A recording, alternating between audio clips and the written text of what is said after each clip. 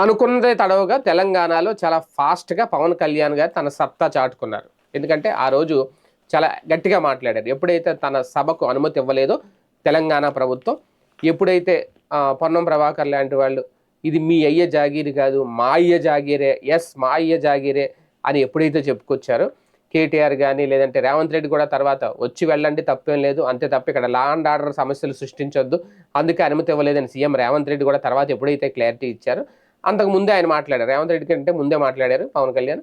ఇక్కడి నుంచే మేము జనసేన కార్యకలాపాలు స్టార్ట్ చేస్తాం. ఎక్కడ కూడా బరిలోకి దిగుతాను. ఎక్కడ కూడా పోటీ చేస్తానన్నారు.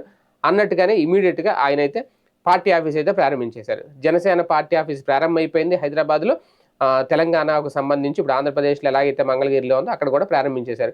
ఇక అక్కడి నుంచి జనసేన కార్యకలాపాలు స్టార్ట్ అవుతాయి. రేపొద్దున జీహెచ్ఎంసీ ఎన్నికల్లో పోటీ చేస్తారా? తర్వాత ఎన్నికల్లో పోటీ చేస్తారంటే ఖచ్చితంగా పోటీ చేసే ఉద్దేశంతోటి ఆయన ఉన్నారు కాబట్టి అది ఓకే. ఇదంతా నిజంగా సీరియస్‌గా రంగంలోకి దిగుతున్నారా పవన్ కళ్యాణ్ గారు? సీరియస్ పాలిటిక్స్ తెలంగాణలో చేస్తారా లేదా అని ఒకటి. ప్రస్తుతం ఆంధ్రప్రదేశ్‌లో కొన్ని జరుగుతున్నాయి. వీటిని డైవర్ట్ చేయడానికి ఆయన పనిలో ఆయన నిమగ్నమైపోయారా అనేది మరొకటి. ఏది ఏమైనా అనుకున్నట్టుగా చెప్పినట్టుగా అయితే మాత్రం ఇమ్మీడియేట్‌గా యాక్షన్‌లోకి దిగిపోయారు. ఆయన సత్తా ఏంటో చూపిచ్చారు.